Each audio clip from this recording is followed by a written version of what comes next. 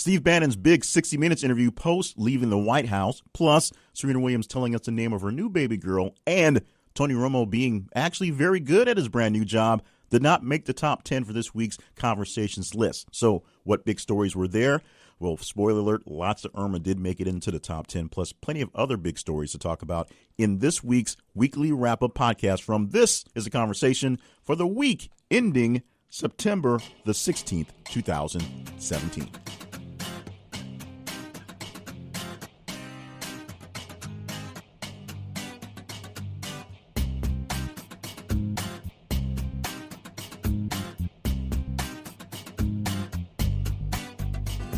Welcome to the podcast. My name is Jake Payne. I'm your host for This is the Conversations weekly wrap-up podcast, where we wrap up the week's worth, or 8 days or so worth of stories to talk about in our conversation chatter boxes, our conversation venues on the internet. Number one, our website, thisisaconversation.com, and of course, social media, where everything happens all over the place. Check us out at This Is a Conversation on Facebook. Look for This Is a Conversation. And for Twitter, it is th_conversation. Make sure you set us up so that we are top in your feed, so that when you see a conversation, a story topic about news stories, some of them the top stories, some of them trending stories, some of them just interesting things that seem to pop up in my inbox, you can react to them. Just like it, love it, respond to it, retweet it, do whatever you like to it. Just show that you're interacting with the story. And the most interacted stories throughout the week get added to this list, the top 10 list here for this podcast. And we'll go into those in just a minute. For more information about how everything works and how you can help out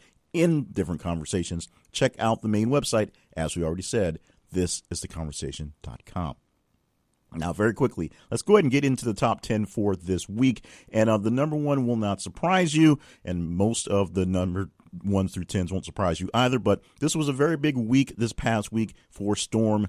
Week 3, you can say. We had Harvey come into town, Texas specifically, about 2 weeks ago, and then we had dealing with the aftermath. And then we had Irma come into town, technically into Florida on Saturday, and wreak havoc early into the week. And now they're, of course, dealing with their aftermath, a very different storm between the Harvey, which brought lots and lots of rain and flooding to Texas areas which aren't ready for it, where they were prepared for a little bit of flooding. And they got some flooding in many areas in Florida.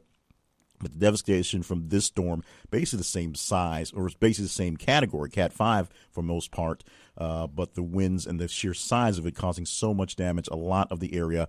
We've talked about the Bahamas and the areas in the island before, because it happened more or less in the last part of last week, the lower parts of Florida and the Keys dealing with serious devastation similar to some of those places in the low-lying islands there. So we'll get a lot of Irma in this top 10. We're going to start with the number 10 story, which is a Irma-related story. It is Walt Disney World. The Orlando version of our Walt Disney World, closed its doors for 2 days to prepare and deal with Hurricane Irma, as expected. Not many people are going to be in the park during a hurricane. This is only like the 4th time in history they've actually closed the park early and kept some things down to make sure that everything was safe, everything was taken care of. Coincidentally, one of the live shots from a few days after Irma, that might have been the day after when power was starting to be restored to the bulk of the state, was a shot of Disney World being wide open with people going to rides. The people there, the reporters there, got a chance to get in line and ride some rides, prove some were there. Now, there are some pictures of some rides and some things that are shut down because of some severe damage and some pieces missing with the high winds. But most of the park was wide open for at least strolling and no debris whatsoever. It was hinted by the reporter that the millions, maybe not millions, but the armies of people that work for Disney probably all got out there and had an extra hand dealing with the debris part first to get people in the park, and then dealing with the other issues, fixing what needs to be fixed, and, of course, shutting some things down. No, not a big official listings of some things down, but if you check their app and you check sites for people who live in the area who keep up with these things for other people, it's a big business keeping up with Disney. There are plenty of listings of what things were closed, what things are going to be redone. You can see that for yourself. But Walt Disney World, a place where magic happens every single day, at least for 2 days, no magic as Hurricane Irma came over, but back into action, back to business pretty much right after that. Number 9 story, also hurricane-related and Irma-related.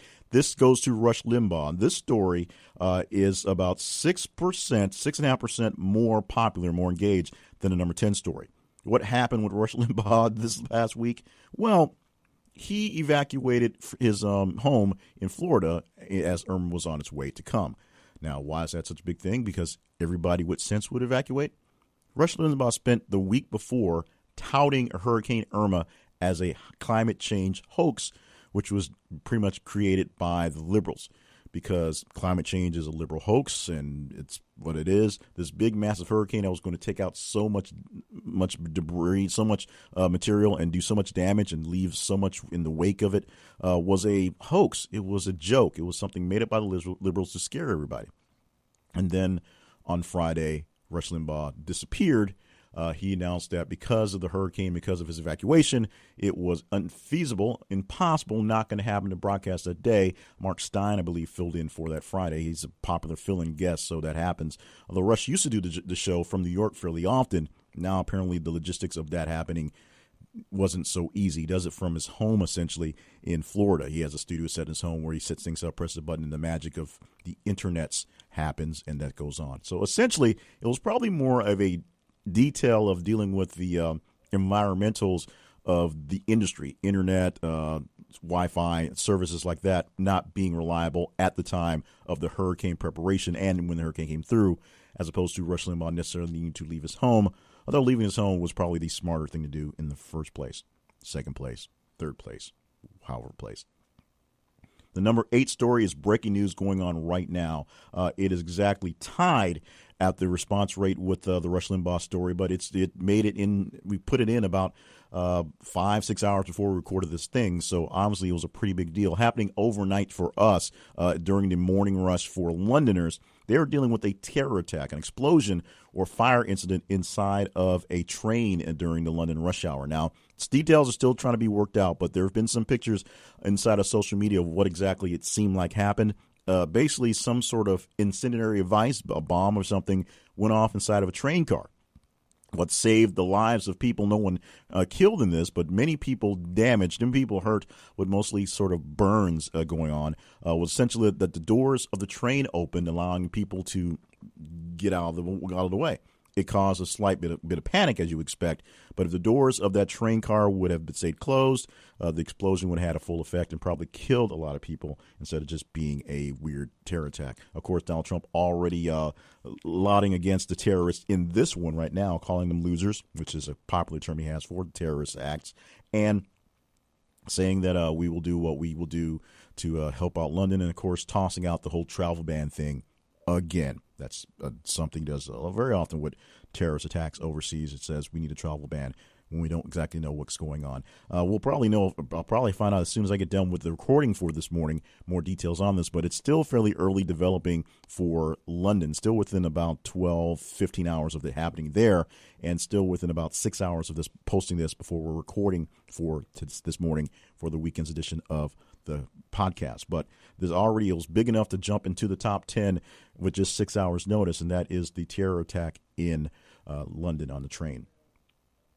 Also, basically a terror attack, but we're not exactly sure how it works out, is a shooting in Plano, Texas, leaving 8 people dead. That's the number 7 story. That story is 19% more engaged than the last one. And this is one, in the wake of all the things going on, I had to go back and double check the actual story. And this happened on Sunday. 8 people dead at the time. The suspect was dead after shooting in a home in Plano, Texas. Plano is, of course, outside of Dallas. And the details got a little sketchy during the week as things filled out. It may have been a football watch party. Of course, football season began last Sunday, or last Thursday to be exact. But last Sunday, a lot of football game going on. So a lot of people at a house watching football, being just entertained.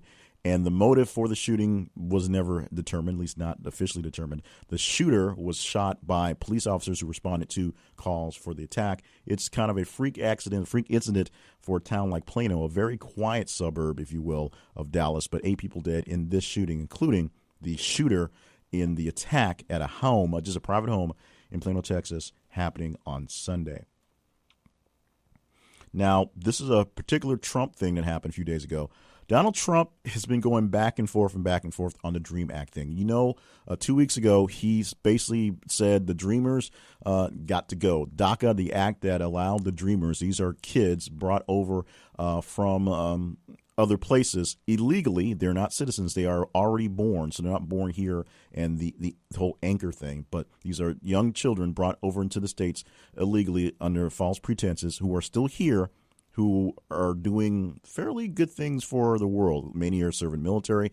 Many are going to college. Many are very, very capable and very productive members of the workforce, paying taxes and all that, if you will. But they're not legal immigrants. They're not legally documented. So they had kind of a pass to stick around because they weren't brought here on purpose. Now, Donald Trump has basically reversed that. He's already had people, ICE picking up various people who have applied for the DREAM Act, and now he's officially killing the act, at least in 6 months. The plan is 6 months down the line, the DREAM Act will officially be gone. DACA will be dead. And 6 months is the time frame that allows Congress to fix it, to get something else in place to make up for this, because he wants to say he's doing what his base wants, and he's doing all this stuff for illegal immigration. At the same time, he says he loves the Dreamers, he loves what they're doing. And there's a caveat to this. There's a lot of focus, especially with Donald Trump throwing up the border wall and people coming up from the gangs in Mexico specifically, but Southern America, the Hispanic states there, more or less in general. There are very, very, very large numbers of people who fall under this act, the DREAM Act, and very large numbers of people brought to this country, not so much illegally, but brought to this country and overstaying visas from other countries. We know the biggest issue with people who are staying here with illegal immigration is people coming on student visas, bringing their families, sticking around past their visas, and just kind of living their lives so people assume they just got their citizenship. That's the biggest issue. And kids brought over with families from visas have the same issues. So many places over in Europe, over in India, over in Africa are having the same issues. So there's many people under DACA who are not necessarily Hispanic origin. Meanwhile, Donald Trump says he is killing it, but then he made a deal with the Democrats. He worked with Nancy Pelosi and Chuck Schumer, who we called Nancy and Chuck in the actual thing, to say they had a deal to work the DREAM Act out, and they're going to have it a nice little reprieve in it, working out on the same deal with a short reprieve to make sure the government doesn't shut down essentially in a few days. Then he said that didn't happen, and then he said it did, and then he said he didn't. So there's flip-flopping all around, but Donald Trump saying he did not actually cut a deal with Democrats on the DREAM Act, while the Democrats, Chuck and Nancy at least, saying he did cut a deal. We'll see how that deal works out. The number 5 story for the week, this one up 12. Oh, by the way, the Trump deal with Democrats is a 1% jump from the number 7 story. The 5 to 6, or 6 to 5, I should say, is a 12.99%, almost 13% jump in that story. That story is Eric Bolling from Fox News, who was fired on Friday amid all of the weird sexual harassment allegations that were going up against him at Fox News. Eric Bolling, a very popular host, doing a couple of shows on his own, plus filling in for all the big shows, and of course a member of the Fox News Specialists and the 5, was fired because he is just another person wrapped up in the whole sexual misconduct thing at Fox News. Apparently, older white guys tend to have issues with them not knowing how to act around the other gender. That just seems to be a pattern. I can throw all the allegedlys you want in there, but essentially this was an issue where Bolling was sending unsolicited, illicit text messages. Say that 3 times fast. And that, of course, got him in trouble. He's not the first. Chances are he won't be the last. To make this a really sad story, a few days later, his son committed suicide. His son, who was apparently dealing with a lot of issues and of serious issues with dealing with the treatment his dad was dealing with at Fox News. Apparently this was a pretty big family issue, which you would think his son could not take the pressure, and he committed suicide a few days after the firing, and the very public firing and the very big blasting that his father got in the media. Of course, the entire media fraternity sort of circled around Eric Bolling and gave their condolences on the loss of his son. Even those who were direct competitors of Eric Bolling, even those who may not have been big fans of Eric and his work, are definitely all showing their support for the man. losing a son, the father-son thing, even if the whole work thing was something they believe may have been, something that he saw coming or should have been coming. Obviously, the loss of his son, which was an also story here, didn't quite make it in the top 10, was also a big deal, and a lot of people jumped to his support on that. Now let's go to the number 4 story for this week. This is just a 1% jump from that last story, but it was a pretty big deal, pretty quick thing happening with Jim Carrey. You have probably seen the video of Jim Carrey on the runway at a Fashion Week event for New York Fashion Week with one of the reporters from E!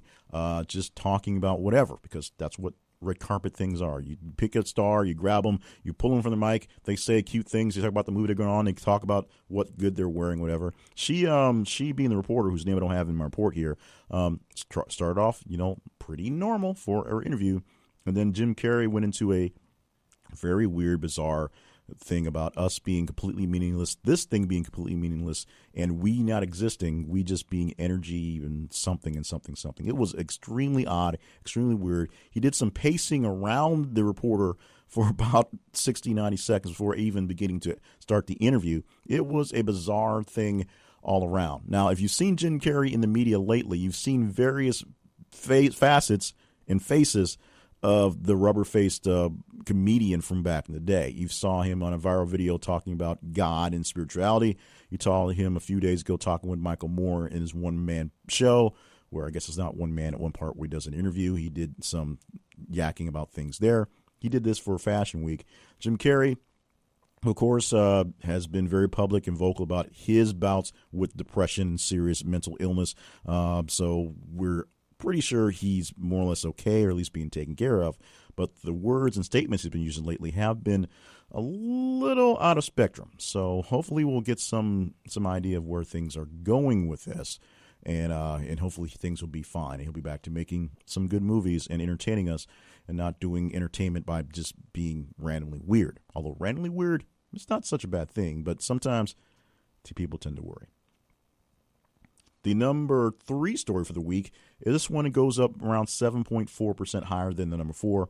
We go to Husker Du. You may remember that band from way back when. Grant Hart, the original drummer from the band, dying at the age of 56. This may be the first actual death that's been in the top 10 that hasn't been someone of a political bent, has been like a president or a prime minister type person. This is the first actual big-time death, a famous person, obviously, that's been this high. In fact, number 3 on the list. We've had a lot of deaths in music lately, and this being so high, so quick, is a testament to the love of nostalgic music, I would say. A lot of people jumping on the Husker Du bandwagon, even many folks, millennials, who had no idea who he was. Then they started hearing some of the music, and it was like, oh, I've heard that song before. So we, of course, memorialized Grant Hart, the drummer from Husker Du, who died at the age of 56 this week. And then the top 2 stories are both Irma related, and they essentially bounce back and forth on each other. The number 2 story jumps about 2.9% from the 3, and the number 1 story is 7% higher than that one. Number 2, Hurricane Irma makes landfall in Cuba at Category 5. Now, we believed at the time that Cuba was going to be mostly spared from the storm, even though the size of it was going to send some of the storm its way. But the eye actually did a nice little trip over Cuba, knocking out power, knocking down infrastructure, and leaving that nation in pretty bad shape. Many of the islands who had to take direct hits from the hurricane are not doing so well. In fact, the really, if you want to call it, ironic thing about the timing of Irma is we are weeks away from the real tourist season in the Caribbean, with the temperatures getting much cooler in North America. A lot of people from up here and a lot of people from Europe as well make their way to Caribbean tours around the equator in the tropics, where it's always much warmer. So cruise ships and travel to all-inclusives get really, really big in the winter time and the late fall, when things get cooler up in the northern parts of the nation and other parts of the world. This is, of course, going to give some devastation. Still many areas which are essentially destroyed. Looks like years to rebuild things. In fact, some of the ports that are expected to do heavy travel, which brings in lots of money to this industry and to this region, not going to open for quite some time. We'll see how well that works out. And the number 1 story, which was a relief for Florida, was that after the hurricane went over Cuba at a Cat 5, it went back down to a Cat 3. The storm started as a 5 when it hit Barbuda. How is it I'm saying that one? It was Cat 5 at its first hit at Barbuda, went down to 4, went back up to 5 to hit Cuba, and then went back down to a 3, and then raised back up to a 4 as it hit the Keys on late Saturday and ripped up all the way through Sunday and early into Monday. So Irma strengthened to a Cat 4 hurricane at its top. The storm still exists. The storm went all the way up into the region for Atlanta. There were flooding watches in South Carolina. The storm itself still, in some sort of way, is still out there, although it degraded from a tropical storm fairly long ago, and now it's no longer a big, massive storm. Other storms are in the Gulf, in the ocean. Another hurricane expected to hit Mexico today sometime as well. But what we had is this massive storm, another very damaging storm, another very historic storm for the damage it did, for the size it was, and we're going to see how our reaction here in the States goes as we're dealing, of course, with just 2 weeks ago, or 2.5 weeks ago, Hurricane Harvey in the Texas and Louisiana region, and this one in the Florida going up north to Georgia, South Carolina region issues as well. So that concludes the top 10 list for this week. From 10 to 1, the engagement rate went up from 80.43%. So from the 10th story, which was the Walt Disney World closing for Irma, to the number 1 story, Irma hitting Category 4 on its way to the Keys, jumping about 80% in engagement all the way. Lots of chatter, lots of talk, lots of interaction from you conversationalists. We thank you so much for being all a part of what we have going on. To remind you how to be in the conversation, you just be in the conversation. It's just like that. Follow us on social media. On Facebook, look for This Is the Conversation, and make sure you set us up so that we are in your feed. You know, you can like things and you never see any things. Make sure you set us up so we are a priority in your feed, so our stories pop up so you can interact with them. On Twitter, follow us at th_conversation. Keep an eye out for what's going on there as well. Like us, love us, share us, do what you can to interact with the stories. That gets it higher up into the countdown for the week. Of course, check out all stories at our main website, thisisaconversation.com. And if you check it out there, you can leave comments and remarks there on the stories there. They get added into the tally and they all go together. And we let you know every weekend how the big stories went for the week, just like that. So thank you for being engaged with last week's conversations. We hope you'll be just as engaged coming up in this week's conversation. In just a bit, we'll be back with the also-thans, the other rands, the whatever we're calling the stories, the biggest ones, sometimes not so biggest ones. Some of the other stories that did not quite make the top 10, including the stories about Tony Romo being good at calling football and just as well as he was kind of good at playing football. Plus, we'll talk about Steve Bannon talking about the Trump administration after he's left and what he's going to do about the GOP. He's got some ideas. That and some more great stories coming up in just a bit as we continue the podcast, the weekly wrap-up podcast for This Is The Conversation.com.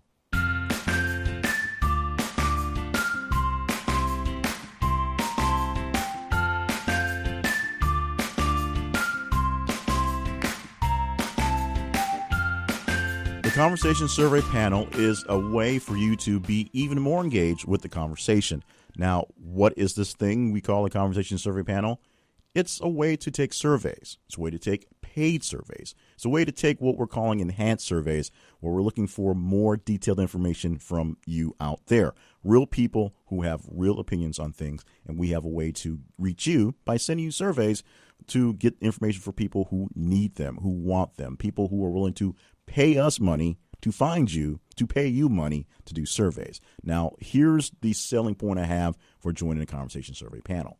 Have you ever been a part of a survey panel online before? I know I have, and part of the reason why I created This Is the Conversation and the survey panel along with it was part of a project for a better way to make these survey things happen.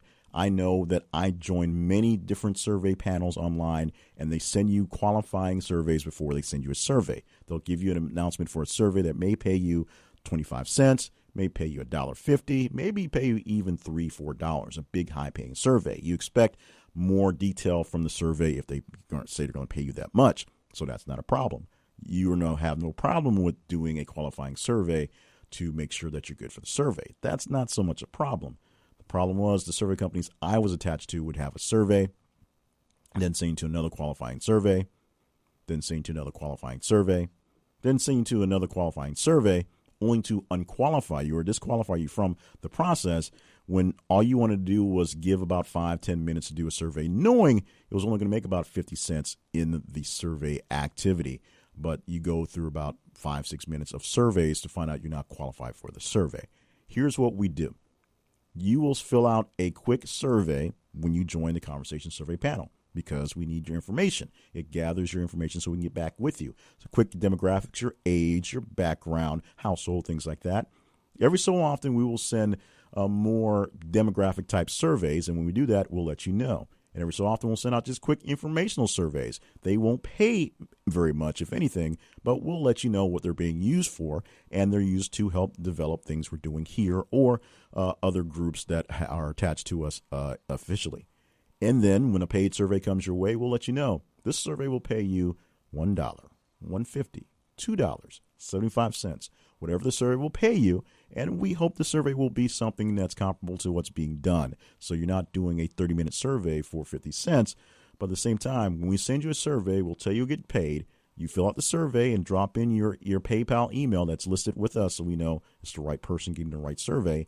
And we'll pay you within about a week or two from the ending of the survey once everything is cleared. That's simple. You want to do a survey, we'll send you a survey. You do it, we'll pay you. You don't have to be requalified for much of anything when the survey comes. When we're telling you a paid survey is on the way, you have a chance to get in the paid survey. And we really want your information. We really need detailed and diverse information, so that's why we grab you through the conversation. We know that because you love the conversations on all types of media and ideas and thoughts and politics and entertainment and whatever we're talking about here inside of the randomness that is the news cycle. We know you're a pretty well-rounded person and have a pretty good idea of things, and your opinions would really count. So we want your opinion to count, and we want to pay you in the process. To do that, you've got to join. Go to thisistheconversation.com/survey panel. Thisistheconversation.com/survey panel. And it's just that simple. You just go into the survey panel, do the quick survey, just a quick little survey thing, and you are in. Simple. And, of course, thank you.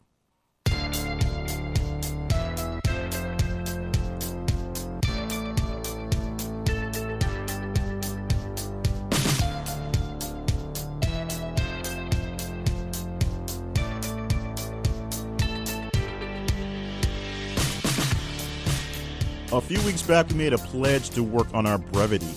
It was a way to kind of not be so rambly, especially when we were doing this on a daily basis, and we'd have sometimes 25 different stories based on a day to talk about and going through just sort of the biggest stories. It wasn't really a list of top 10 stories or 5 stories or 3 stories. It was just a bunch of stories. And sometimes I would get a bit excited about all the great things of a big day, a lot of things happening about getting in there.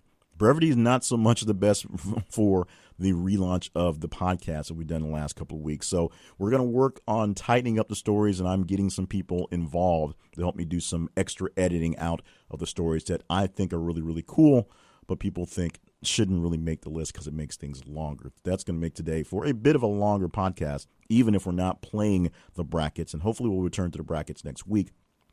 But right now, I got a list of a lot of stories listed in a week where we are up on stories. We had about 84 different stories on the week from top to bottom. The percentage of engagement from the 84th story to the first story went up, 3,457%. Now, remember, we're now stretching this thing out a little bit more. So it's basically a 7.5, 8-day stretch. So there's an extra day of time in some of the stories, and we don't cut off everything from literally this morning. Like we said, one of the top 10 stories from this week's podcast happened as we're recording this 6 hours before we start recording this morning. So we're going to add that to make things a bit more fresh. And of course, sometimes some stories may linger on if they're in that weird stretch. That story about the incident in the train in London will probably stick around. But without further ado, or maybe with plenty of ado, just not further of it, we're going to go through some of the big stories of the week, the other thans, the also-rans, and one day we'll have an official name for that, and I'll remember what it is. Now, bear with me. We've got a lot of stories, so we're going to go do it headline style, Not necessarily in any particular order, but just kind of how they've been listed after we pulled them out. But these are in order. These next three stories are the three stories, 11, 12, and 13, that didn't quite make the top 10, literally missed it by just smallest percentages. In fact, I'll give you the percentage of change going down. The number 11 story was only the number 11 story had a 6% change from 10, or 10 had 6% change from 11. The number 12 story had a 1% change from there, and 13 had about a 0.75% change in that one. So it was just so close in these back stories. Starting off with Steve Bannon, who sneaked in kind of last minute to make it into the 11th spot. Of course, last Sunday, he did a pretty big interview on 60 Minutes where he didn't so much call out Donald Trump, but saying that the media is trying to destroy Donald Trump and trying to play him, in a sense, the way the media plays all politicians. And the problem is not Donald Trump. Donald Trump is getting off message. He's getting away from the base that his Breitbart people essentially were. But it's the GOP. Yeah, you know me, the GOP. That's the problem. And Bannon is basically going to attack the members of the GOP, members of the Republican Party, that he chooses to help keep Donald Trump on track, because Bannon knows best. Meanwhile, Serena Williams announces the name of her daughter, which unfortunately I didn't even think to pull up for this thing, so I can't even tell you what it is. But the big story about the big story was she announced that she's having some complications with the surgery, and she'll be down for a bit longer than she expected. Now, this is something that happens with, quote-unquote, older women having babies. Not that she's that old, but when you're in your 30s having your first kids, it starts to have some issues in that way. I know that personally because my wife and I had a child in our late 30s, and there were some complications from that. So she's talking about that, and they actually went into pretty in detail about many athletes, including many women tennis players who have had children and had issues getting back into fighting shape, into game shape, if you will. A lot of tennis players who go off to have children and come back to play again have issues getting back to top form. We'll see how well Serena does. Serena's pretty much a goddess. She'll figure something out and make this thing happen here. Her and the baby will probably be out there practicing together after about 6 months. You know how that happens.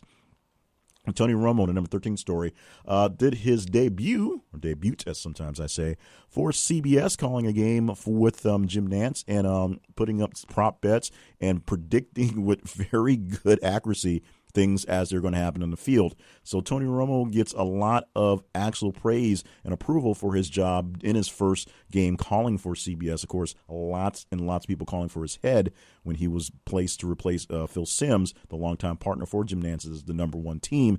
Of course, ratings are a big draw, and Tony Romo's a big draw. As an underrated quarterback, a guy who was actually fairly good, who just couldn't stay healthy, and early in his career made a lot of dumb decisions, he's fairly doing good as a pretty steady first shot for his job as a broadcaster. We'll see how well that continues, how long he goes in there. A brand new Miss America has been crowned. Her name is Carla Munn. She is she's still Miss North Dakota. She's also Miss America on top of that. The Cleveland Indians set a Major League Baseball American League record with their 21st consecutive win a few days ago. They hit 22 this morning with a 10th inning walk-off home run. Hope Hicks has been named the permanent White House communications director. I believe she's 38, 39, or maybe she's 28, 29. I know she's fairly young. I know she's taking over a very tumultuous position. And we know that Donald Trump does do a lot to promote women, even if he also does a lot to kind of insult women. We'll see how that works out as well. A big debate during all the Irma coverage on the Irma coverage. The big question is, do we really need to send all of our correspondents out into the middle of a hurricane to possibly die? That is a legitimate question, and that is a question that many media analysts put up this week for Irma. They didn't put it up so much for Harvey itself as they dealt with it, but since there were two hurricanes back-to-back, sending people from one hurricane torture zone to another one, and then some of them heading back to Harvey, to Texas, to tell the stories, what's happening there, because they don't want those stories forgotten. Is this the right way to continue hurricane coverage by sending your top anchors to go stand in the middle of a storm? Do I need to see Anderson Cooper's blue, deep, just sultry eyes telling me about the rain coming down? Maybe, maybe not. But we'll probably have the debate for a long time because ratings during storm coverage, as you know, go up for news broadcasts. The football season began last Thursday, of course, and it began with a loss for the New England Patriots, the defending championship champions, to the Kansas City Chiefs in a surprising manner. It was a humbling affair for all involved. Maybe not for Tom Brady, who blamed a lot of folks. That may sound familiar, but it wasn't. The coach, Bill Belichick, said it was probably the knock on our butt we really needed to get our heads in the game for the full season. There are plenty of other games to go to make a way for another run at the championship.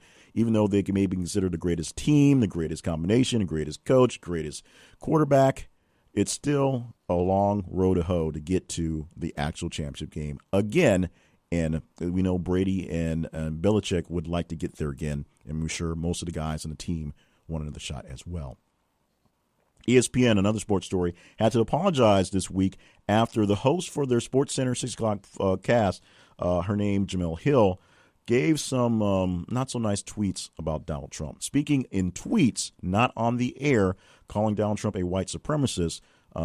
They got back, of course, to the media in general and the White House, and the White House demanded an apology and also sort of implied she should probably be fired.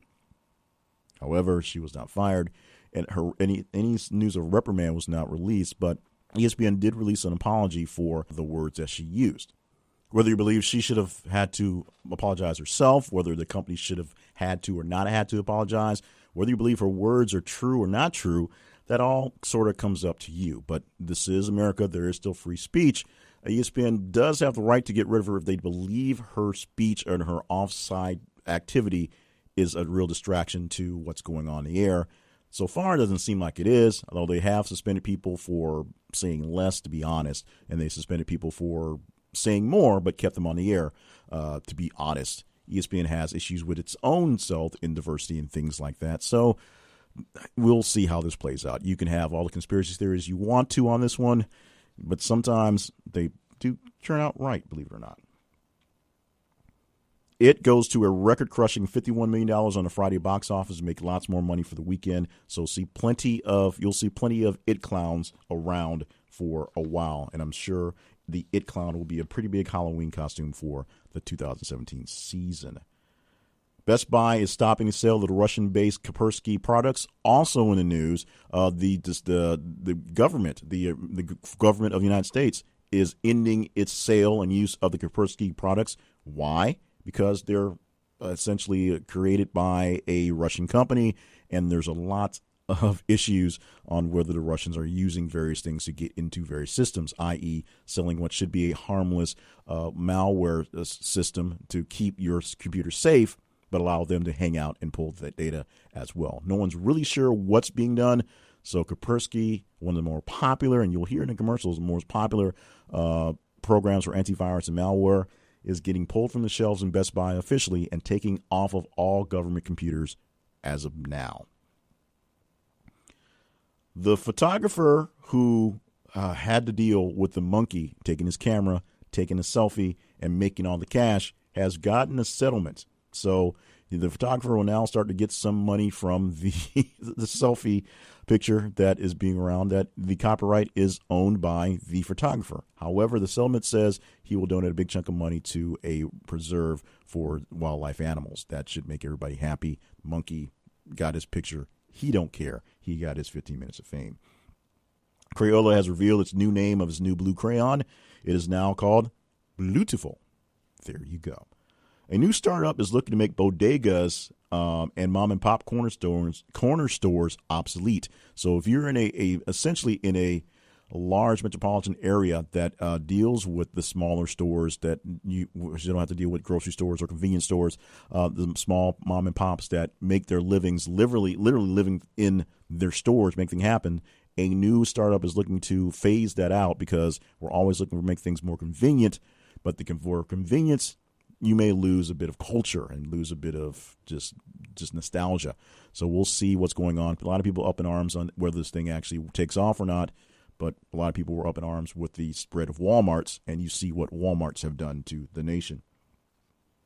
Hollywood is now in the blame game, or always has been. They're throwing a lot of tomatoes at Rotten Tomatoes, saying that the site and its reviews of their movies are telling people not to go. However, studies of the review sites saying that reviews on Rotten Tomatoes and many other sites don't necessarily go into the way people go to movies anyway. Mostly it's the marketing and, oddly enough, a much smarter public who sees things in details and read between the lines and then finds out whether they want to go or not. According to Newsbusters, 91% of Trump's news coverage over the summer was negative. And that's all I'm going to say about that. Volkswagen is going to offer electric versions of all its vehicles by 2030. Now, we've been talking about the electric vehicle revolution, essentially, for months here in the conversation. And this is another shot of another company who is going essentially all out, or at least really close to it, fairly soon. Hillary Clinton calls for an end to the Electoral College because she blamed that, plus everybody else, sort of herself, but basically everybody else, for her losing the election. She obviously lost the Electoral College and she won the popular vote, but we have to get rid of the Electoral College. Nobody really complains about the Electoral College until they actually lose because of it, except for Donald Trump, who won because of it. Okay. The next iPhone will cost you $1,000. Yes, the $999 base price for the iPhone 10, written iPhone X, yes, they skipped the 9, is going to be $1,000 for the lower version. You can still get a new improved iPhone 8 for a little less, around $600. But yes, we've been talking about the rumored $1,000 cell phone. Is that cell phone really worth $1,000? People are going to pay for it, so there's your go for that one. And we're almost wrapping up. I told you, brevity not so great in this edition. We also had the former New York senator who opposed smoking pot joins the marijuana lobbying group in New York, because that's what things do. The mystery fanged sea creature washed up on the beach after Hurricane Harvey in Texas. People have no idea what this freaky-looking thing is, but it's real, so maybe people will start looking for it. And the number 84 story, the low story of the day, or the week, I should say, is Target. So if you're looking for a holiday job, 100,000 holiday season jobs are going to be open by Target. You can start seeing those opening up fairly soon. Now let's go over some of the people we lost over the past 7-8 days. Starting off with the women who helped help end federal gay and marriage ban, died at the age of 88. And bear with me because I had to pull this up on a separate sheet to get it. And of course, because I deal with electronics, the tablet froze up. That is Edith Windsor, who helped end gay marriage ban. She died at the age of 88 over the week. Also passing, Troy Gentry of Montgomery Gentry in a helicopter crash. Country music star Don Williams also dying. He had a short illness. Troy Gentry, I don't have his age here. I'm sorry about that. Don Williams, I do have. He died at the age of 78. At the age of 72, we lost Don Ohlmeyer, another Don. He is a legendary producer for sports for ABC and the creator of Monday Night Football. Actor from The Sopranos, actor from Goodfellas, actor from a lot of those types of movies. Frank Vincent died at the age of 78. And then we have the godfather of British theater. His name's Sir Peter Hall. He died this week also at the age of 86. And that is going to wrap up everything we have for our weekly wrap-up podcast for this week, the week ending September the 16th, 2017. We apologize for not being as brief as we have been in past editions, but we're trying to get back into the swing of things. We thank you so much for being patient with me and be patient with all the things we have going on. We hope to return to the brackets next week, a little more fun and unfortunately a lot longer of a podcast. We hope that we will find a way to tone down some of the actual stories to make things fit in a tighter fashion. In the meantime, we need you to be around for everything we do. It's just the point of what we have for This Is the Conversation. And I say it often, but I'm going to repeat it one more time. If you don't know anyone who is not a part of this thing, let them know. Share it with some friends, share it with some enemies, share it with a few random strangers so we have more people in the conversation for more, greater, better conversations. And to be a part of it, all you have to do is follow us on Twitter, look for th_conversation, look for This Is the Conversation on Facebook, and make sure we're in your feed. Make sure you see our posts in your feed. And of course, our main website is thisistheconversation.com. Follow us on everywhere you do on social media. Follow us in the podcast form. That means subscribe wherever it is you like your podcast from. And please leave a rating and review to help people see how well or how not so well we're doing. Hopefully you think we're doing well. We're on iTunes. We're on Stitcher. We're on Spreaker. We're on Podbean. We're on whatever. If you like your own particular podcatcher, go to the website, click on the link for the RSS feed, and get it into your feed directly. We don't want you to miss out on a podcast. And now that we're doing them once a week, we're making it so you don't have to feel like you're missing out on all the love every single day. You get a little less in there, but we get a lot more in this one big podcast, and we do our best to make sure it's a better one production instead of 7 smaller, not so great productions. And of course, thank you for being you, being a part of everything that you are, everything that you do, and just being great people into the news, into current events, into politics, into our conversations. Make sure you're reacting as much as possible. Don't forget, we're going to hopefully get you paid if you join our conversation survey panel at thisisaconversation.survey panel. Also, find out what else I'm doing, what other projects I have going on online by stopping by my main website, jclevelandpayne.net. 3 more thank yous. Thank you for being a part of the audience, part of the conversation, keeping things going here, stopping by, seeing our sponsors, and just doing what you can to spread the word of This Is a Conversation. Keep on doing it. Keep on loving it. Keep on being here. More from next week in the Conversation Weekly Wrap-Up from thisisaconversation.com.